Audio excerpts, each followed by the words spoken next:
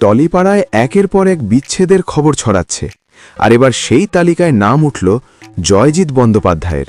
দীর্ঘ ২০ বছরের দাম্পত্যের পর অবশেষে অভিনেতা এবং তার স্ত্রী শ্রেয়া বন্দ্যোপাধ্যায় বিচ্ছেদের পথে। তবে এতদিন তারা কোনো আনুষ্ঠানিক ঘোষণা করেননি, শুধুমাত্র একমাত্র ছেলে যশজিৎকে বিবেচনা করেই।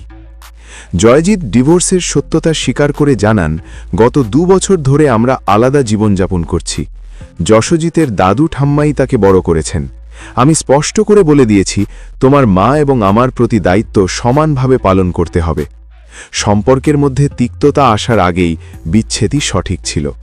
আমরা অনেক ভালো সময় কাটিয়েছি, সেই স্মৃতি নিয়েই আগামী দিনে এগোতে চাই।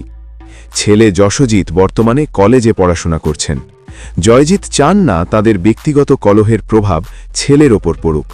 এই বার্তা দিয়ে তিনি নিশ্চিত করেছেন, ডিভোর্স সত্ত্বেও পরিবারের সম্পর্কের সুষমতা বজায় থাকবে।